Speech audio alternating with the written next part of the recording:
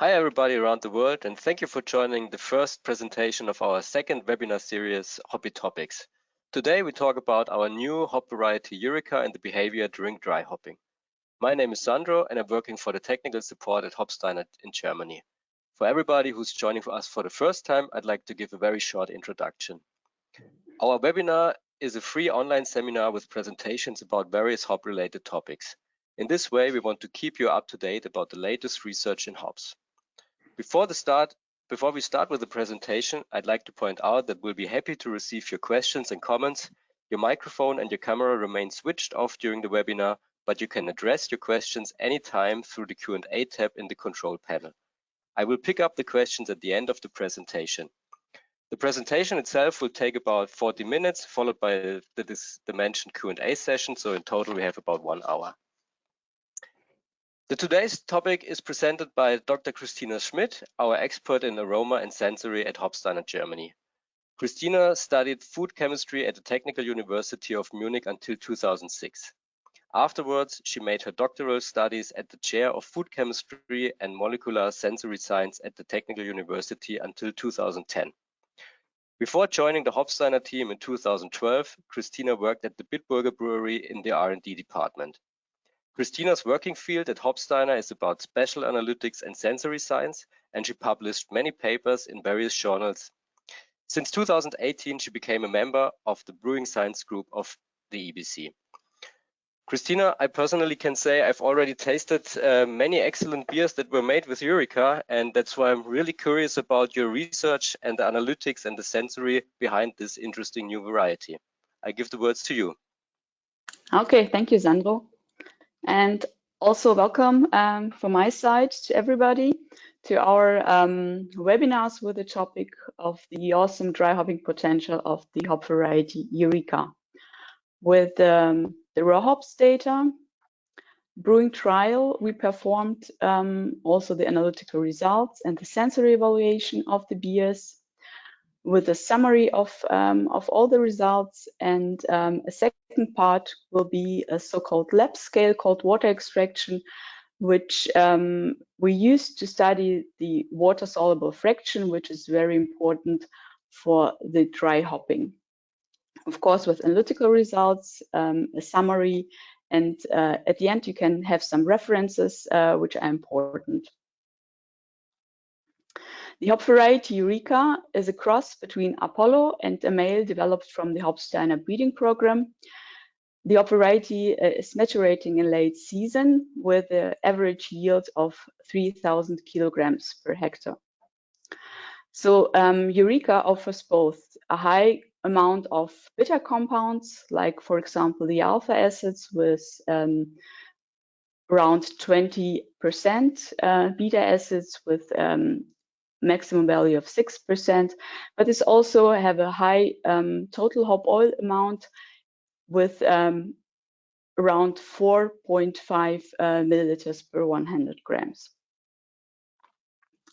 A detailed aroma evaluation of the smell of raw hops for the categories citrusy, fruity, floral, herbal, spicy, resinous, sugar-like, and others gave a strong herbal, spicy, resinous, and fruity notes.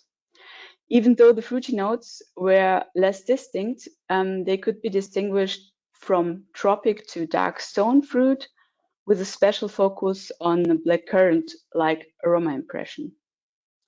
And the substance which is responsible for the blackcurrant-like aroma impression is a polyfunctional thiol, the so-called 4-mercaptophenylpentane-2-one.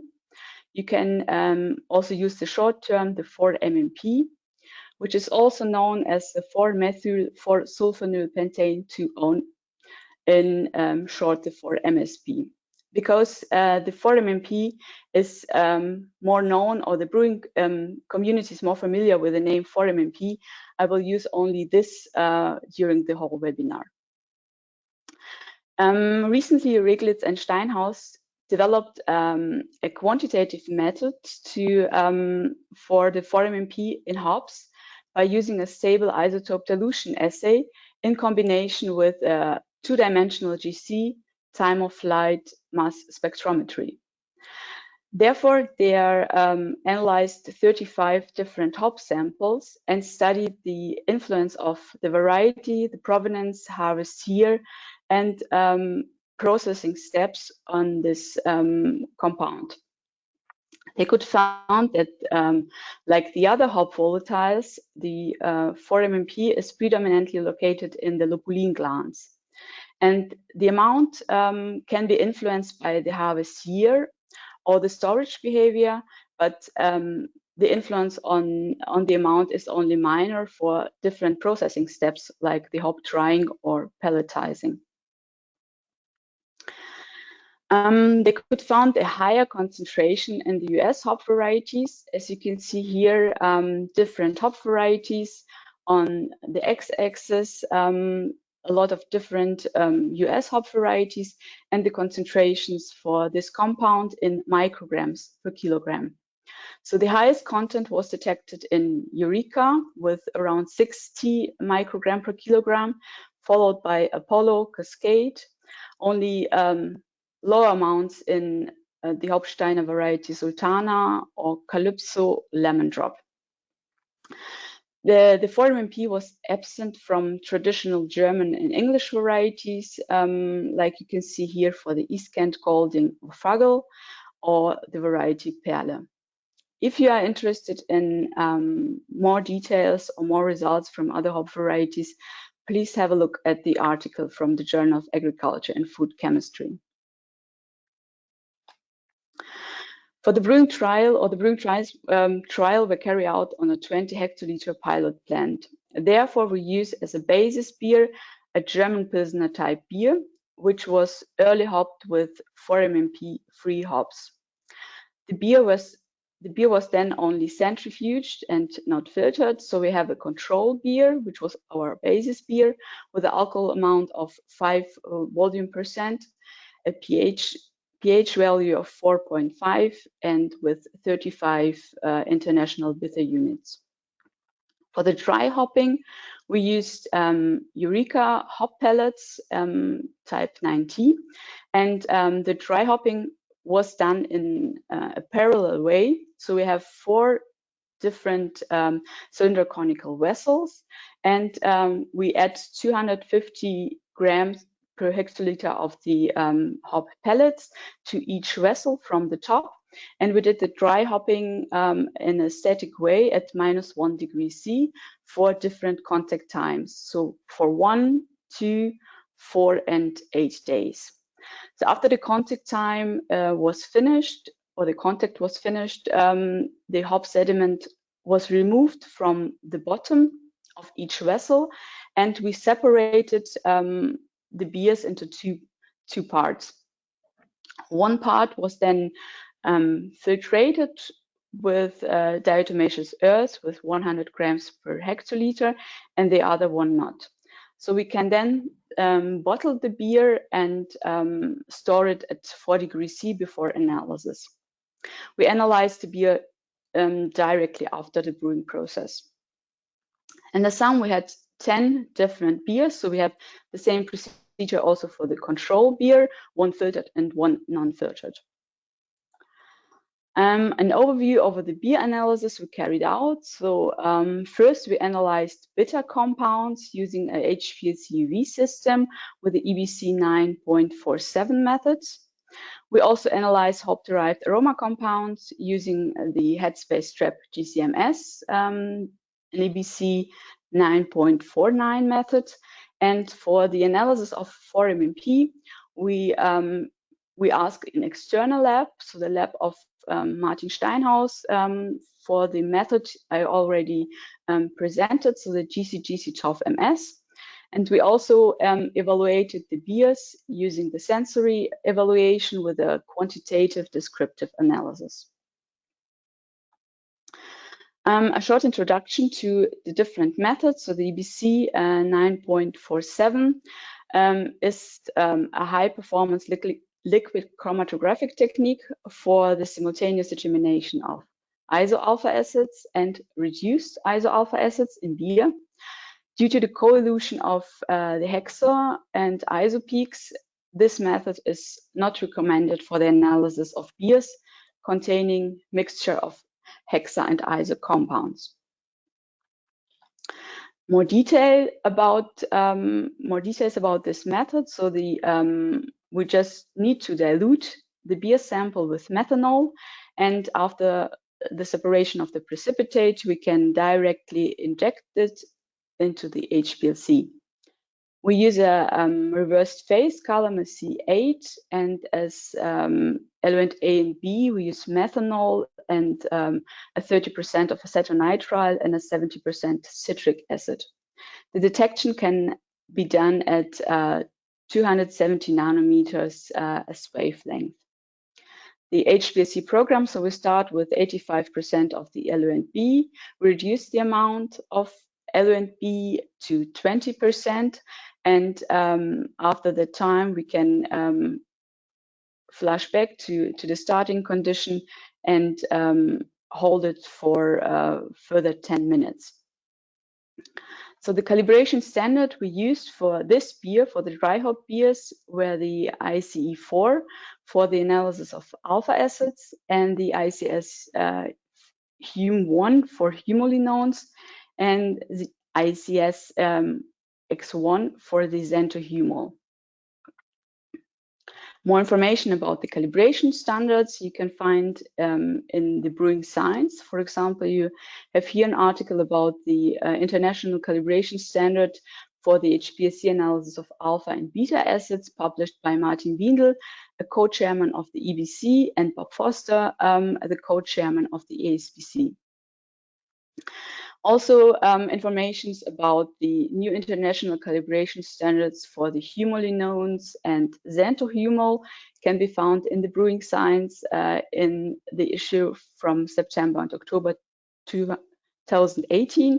And in the meantime, we have a new international calibration standard for the HPLC analysis of alpha acids in beer. This article was published in November, December last year. If you like to purchase it, you can contact the ASBC or the Labor Varieties to get these standards. Here an example of a beer chromatogram at 270 nanometers. You see here the first 6 peaks, 1 to 6, are the cis and trans isohumolones. And here in blue shown the co-humolinones, the co first, and then as one peak the ad and n humolinone. And in green, you can see the alpha acids. Number 10 is the cure-humulone, and 11 and 12 ad and n humulone. And in just a small peak here, this is a xanthohumol. So for xanthohumol, we need another detection wavelength because this compound has a EV maximum at 370 nanometers. So you see here just a screenshot of a beer and together with the xanthohumol standard.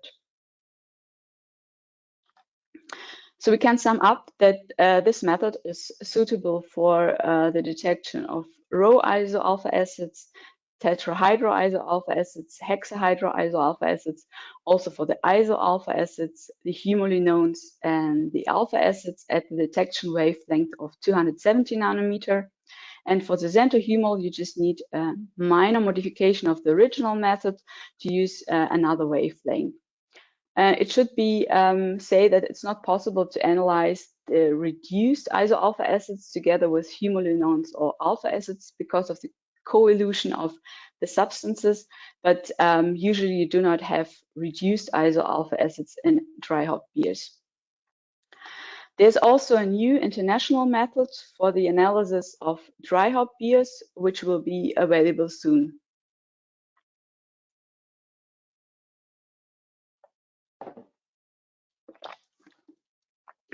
The results for the bitter compounds are given here. You see on the x-axis the contact time. So this with 0, this is our control beer. We have the contact time in days, 1 day, 2 days, 4 days, and 8 days. And you see in yellow the unfiltered beers, the results for the unfiltered beers, and in blue the results for the filtered beers. The concentration of the iso-alpha acids given here in milligrams per liter, or also known ppm, you see that the concentration stayed on a constant level. For the alpha acids, we see an increase from the base beer to all dry hop beers with a maximum level of around 11 milligrams per liter for the beers with a contact time with 2 or 4 days. And the same picture we could observe for the humulinones. So we have an increase, and the major transfer was already reached after 2 days of dry hopping. So the filtration step had no influence on these compounds. For xanthocumol, we observed different behavior. We see an increase till day 4 with a maximum concentration of 0.3 milligrams per liter.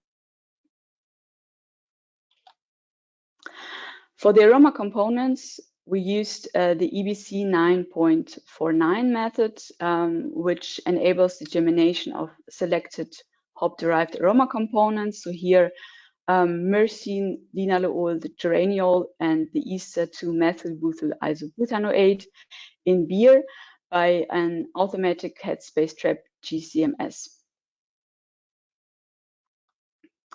If you are interested in more compounds than the 4 I presented before, you can have a look at the publication in the Brewing Science, where you can find more information about this method.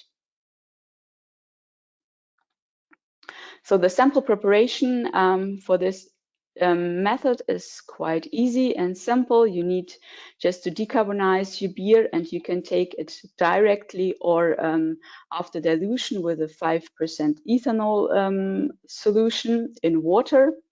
And we add 2 grams of sodium chloride to have a better extraction from the liquid phase into the headspace. And after the addition of internet standards, we use deuterated standards for the myrcene, linalool, geraniol, and the 2-methylbutyl isobutanoate. You can analyze the compounds using this technique with a limit of quantitation with 5 micrograms per liter. The first step in the method is to thermostate the sample. So you need to reach an equilibrium between the beer sample, so the liquid phase, and your headspace. We do it for 45 minutes at 85 degrees C oven temperature. The next step is that you need to load the trap. Therefore, you have first to pressurize your vial, and then after the pressurization step, you can use the vial, which is served as a carrier gas reservoir, and decay the whole headspace amount over the cooled trap at 40 degrees C.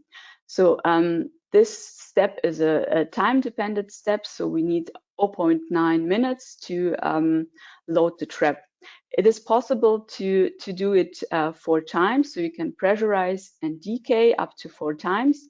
We use it twice also to maximize the concentration of the compounds on the trap.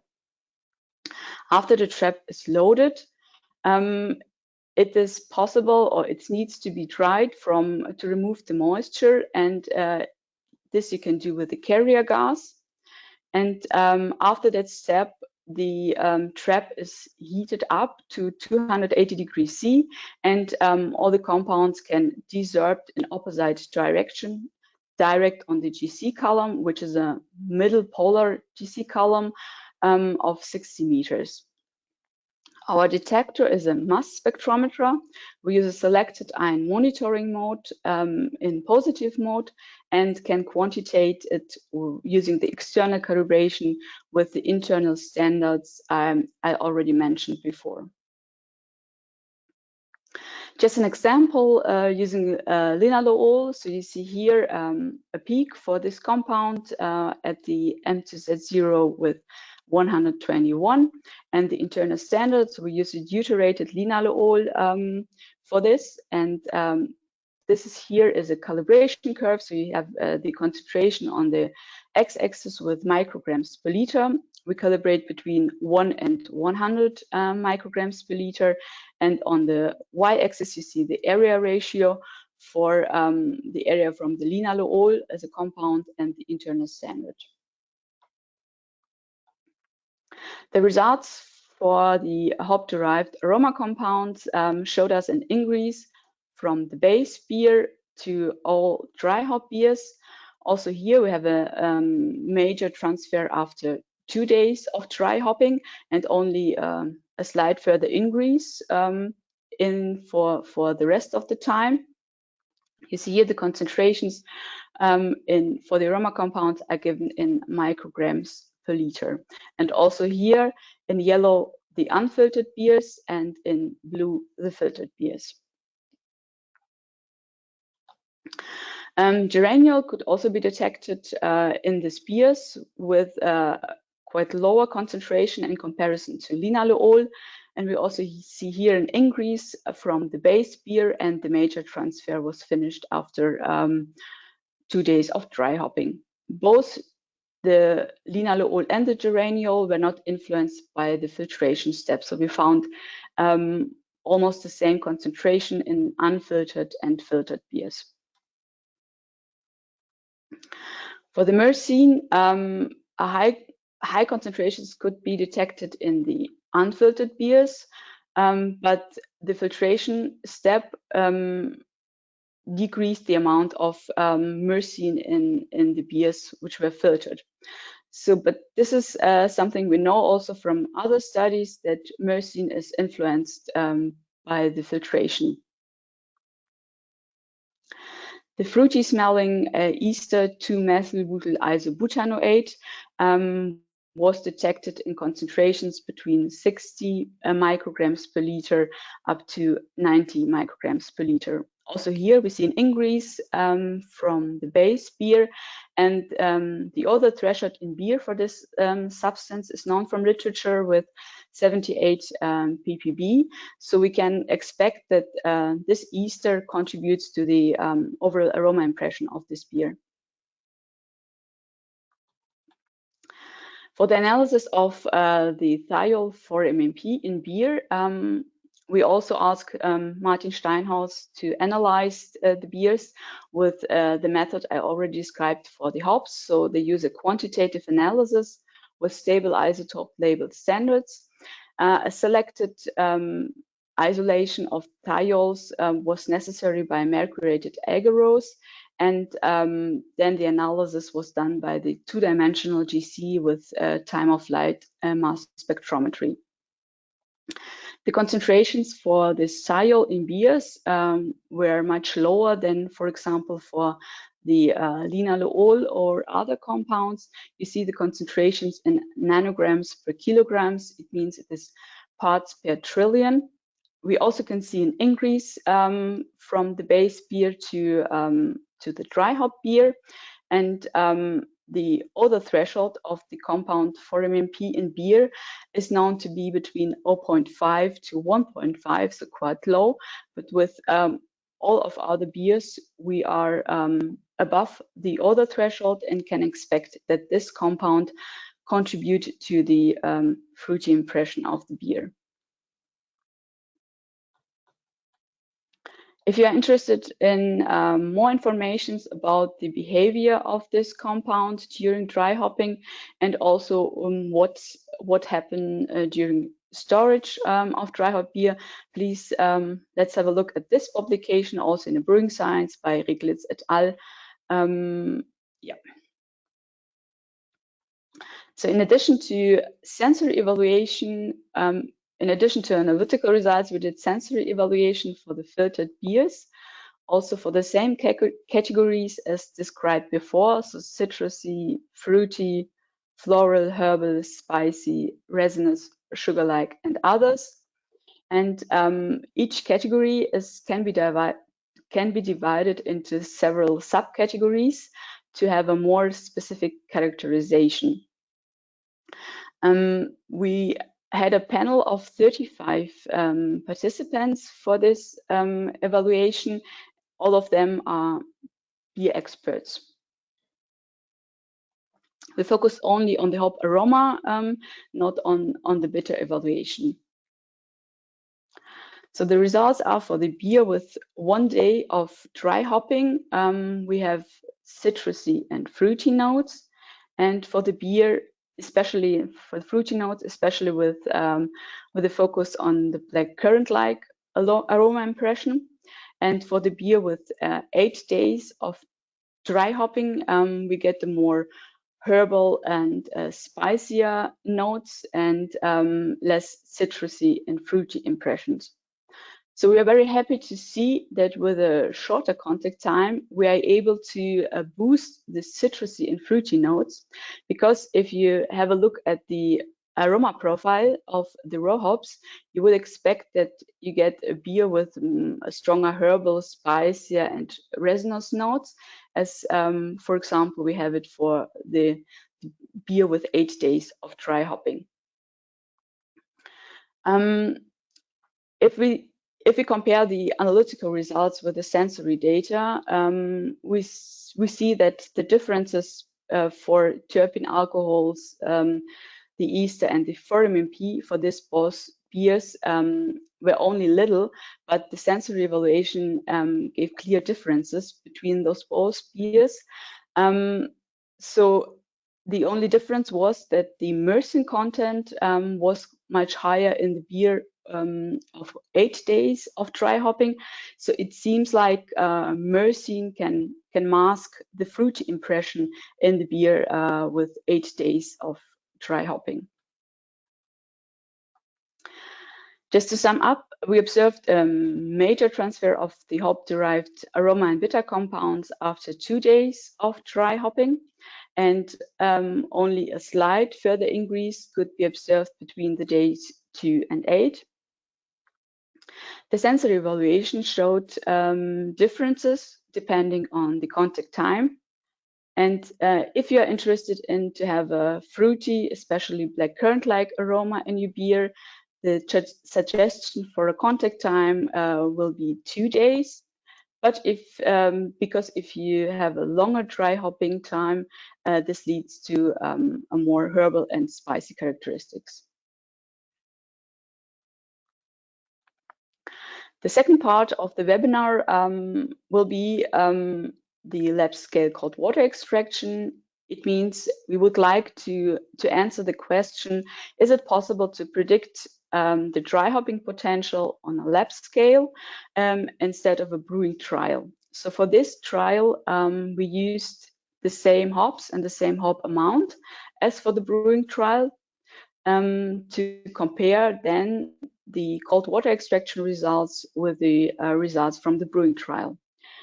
So we have 2.5 grams of Eureka hop pellets type 19 and solve it in 1 liter of extraction solvent.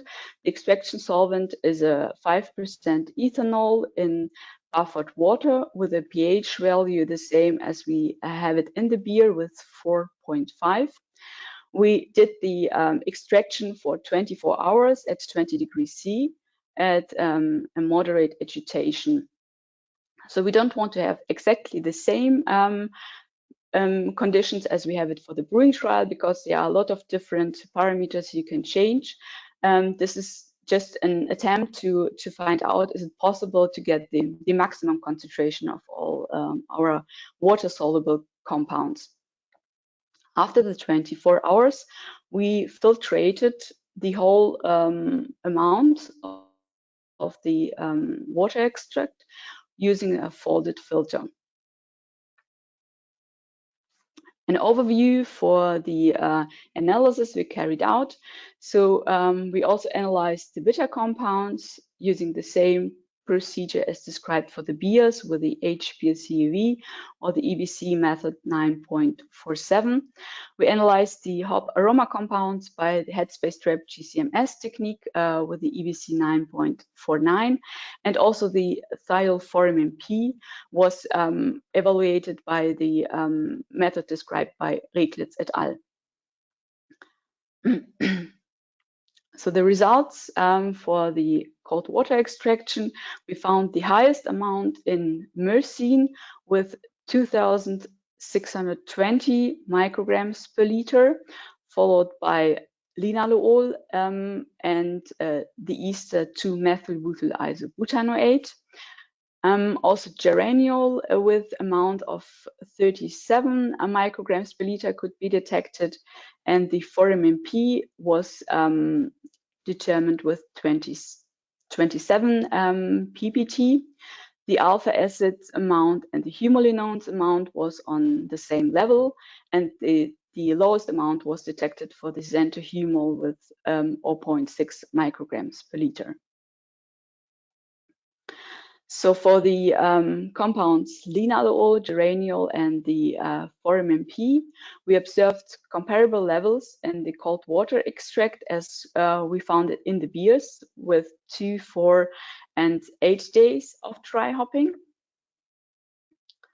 But for the less polar compounds, like the ester 2-methylbutyl isobutanoate or the myrcene, also alpha acids, and the xanthohumol, we observed much lower amounts in the beers in comparison to the water extract. So just to sum up, the lab scale prediction tool gives us, in this lab scale, the maximum concentrations of the hop compounds. But these levels can then be strongly influenced by the brewing process, by the type of malt, because, for example, we know that using roasted malt, we can enhance the extraction of xanthohumol. It's also influenced by the ethanol content. The pH value can play a role for the extraction procedure. Of course, the contact time and temperature. The way you do your dry hopping, is it a static or dynamic way you dry hop? The presence of yeast or also the yeast strain which is used can be important, and the filtration technology you use for it. So also this study we've published in the Brewing Science journal with the title Dry Hop Potential of Eureka, a new hop variety, if you like to have a look. And some references which were needed for the odor threshold I presented, and some information about our sensory evaluation tool, the flavor wheel. You can also find this article. So thank you very much for your attention, and I'll be happy to answer your questions. Hello, Christina. Thank you very much. Very interesting presentation. Yeah, it looks like to get the black currant flavor, this variety is very efficient to get this special direction of flavor into the type of beer.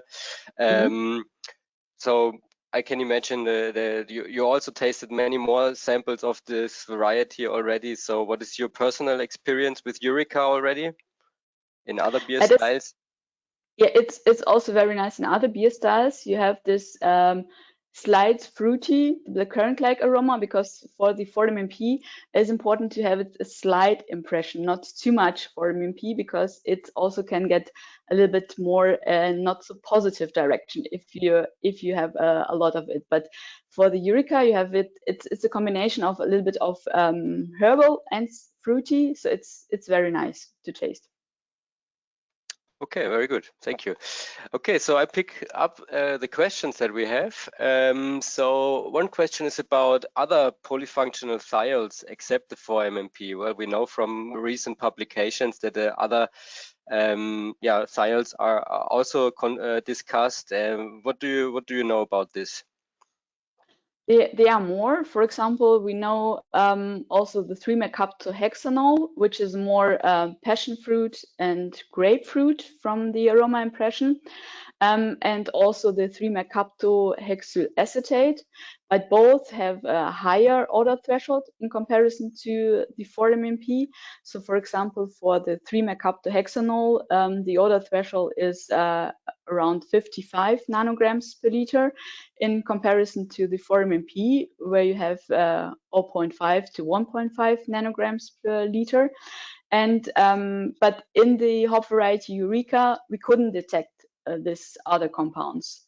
But you also have to you have to consider that the for example 3-mercaptohexanol, it could also be found in malt and not only in the hops. So the 4-MMP is more hop specific than the other. Okay, thank you very much. Okay, very interesting. It was noted that the quantity that was used, of which was, I guess, only 250 gram, right, was rather low for regular dry hopping. I mean, on the other hand, in this case, a Pilsner beer was used and not a typical IPA that is maybe dry hop with 500 grams per liter. So what was the reason to use only this slight amount and this type of beer? So first, you have, if you have a look at the data of Eureka hops, you have a lot of bitter compounds and you have a lot of hop oil which you have inside. So we have up to 4.5 milliliters per 100 gram in comparison to other varieties where you have a much lower amount of hop oil. So for that, you can say you need a lower amount of this hop variety to get a lot of aroma compounds in your beer, and then you can have only a small amount, but you can have a maybe less beer losses or other negative effects, and you have the same aroma, or you have aroma you desire. Okay. Well, one of the side effects that you just mentioned is, or that you just mentioned the side effects, and one is besides also the increase of pH when you do the dry hopping. So I can imagine in case of those rather small quantities, there's not a big influence on that. Am I right? No, we couldn't observe the pH increase for our studies. Of course, we use only 250 grams per hectoliter, but also for the different contact times, the pH value was stable over the time. And yes, we know that the pH increase can be amount dependent. So maybe that's a positive side effect you mentioned, that we only use a small amount of this. Okay. Well, then the question came up about the various types of IPA. So let's say from West Coast IPA to New England style. Do you see what do you think about using Eureka in those very different types of IPAs? Is there one that fits, where Eureka fits even better into the flavor profile, or what do you think about this? I would say you can use it for a lot of different beer styles, and it should also fits well with other hop varieties. So it's possible not to use only Eureka, but to have maybe a mixture of different. So if you have another hop variety with more geraniol, so it's like the combination of floral and citrusy and fruity impression, it should work very well. Okay, and then probably you can play around a lot with the different yeast strains to change the flavor again of only the single hop variety or the combination that was used. Exactly. So in this study we didn't evaluate it citronellol because it is known that it's formed from geraniol during fermentation or during the presence of yeast. But in this trial, we only had the dry hopping step, and if you use it like this without yeast, you can observe any citronellol in your beers. But this method we use is also, of course, also feasible for more terpene alcohols like the citronellol also. Mm-hmm. Okay. Well, you showed also some losses or after filtration, and the question came up about the dry hop beers and filtering those. We usually see that a lot of myrcene is lost and so on, but with regard to the components you were talking today, or especially the thiols, looks like a certain filtration is even positive to pronounce this flavor in a better way. Do you think so, or?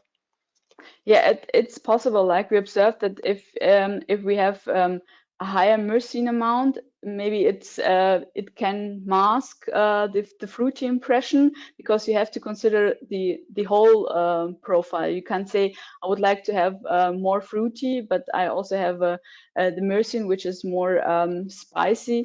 So for this case, is it better, if I can say it, better to filtrate, to have to reduce the amount of myrcene and to boost the citrusy and fruity impression? Mm-hmm.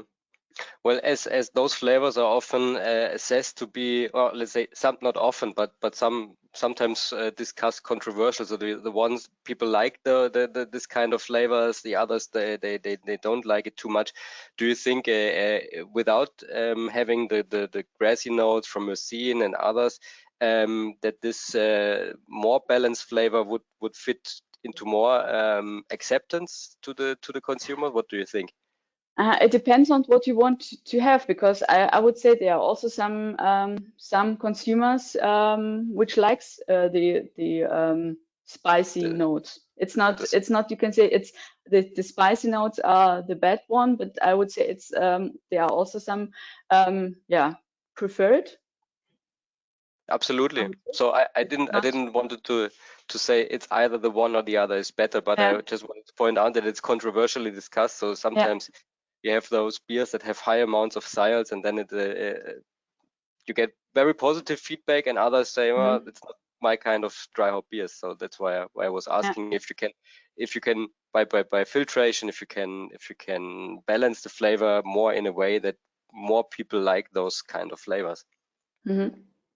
Mm. Yeah, but I would say it depends on the concentration, the maximum concentration of myrcene you have inside, because if the concentration is so high, it can be more negative than positive. But Mm. it's also for the thiols, as you Yeah. mentioned. So if you have a high amount of a lot of different thiols, so it's not only positive, or it can not only be positive. Yeah, so it's both quantity and finally which and quality, which kind of flavors you have in the beer finally. Yeah. Yeah. Okay. Well then, maybe about the as you just mentioned that there is a certain difference of those flavor combinations. We have seen that the European Eureka is a little bit less intense in these flavors. We have seen this in other trials as well. When you have compared Cascade that was grown in the Hallertau compared to the US Cascade. Mhm. So looks like there's a couple of combinations like soil, sun, and so on that forces those kind of flavors. Do you have also some information about this, or is it also the experience that you made when assessing the raw hops? Yeah, it is, for example, as you mentioned, for the Cascade, it is the Cascade from the US, or the US varieties had a little bit yeah, different aroma impression, or it had different aroma impressions for in comparison to the Hallertau. So you see the difference is what I also I mentioned for the Forum MP. So if you observed all the samples, you can see a difference between the different provenances. So it's, yeah, it's a fact Yeah. in the analytics. Okay. Well, okay. So these were the questions for today. Yeah, I guess it's a very interesting new variety. Also from the growing side, we get a lot of positive feedback due to high resistance and a lot of yield per acre. So and of course, as you mentioned in the beginning, the extremely high oil amount of this variety is very interesting to not only use it as bitter hops but also for the flavor, and especially due to the fact that we have the thiols inside. Okay, so I guess we close the session for today. Christina, if you have a final comment on more sensory of Eureka, that's the final chance for you. No, not really. I just can say cheers and say goodbye for today. Okay, thank you. Okay, so then we close the session for today. On our website, hopsteiner.com, you can find some of the related papers that were shown today. Check out the section Technical Publications if you like to continue studying these varieties and the ways how to analyze and the various analytics that Christina showed us today. After closing the webinar, you have the chance to give us a very short feedback by answering 2 questions if you like to do so. And in addition, you will receive an email including a link to watch the record of today's session. Finally, I'd like to announce that we make a summer break in August, and we will continue with our breeding expert, Dr. Alexander Feiner, on September the 4th. And he will talk about our internal hop breeding program, and he will introduce some of the new varieties that were just recently launched, for example, Acoya and Solero. Yeah, we hope you enjoyed the time with us today. We're looking forward to meeting you soon. Stay healthy, and goodbye from the Hallertau. Bye-bye. Bye.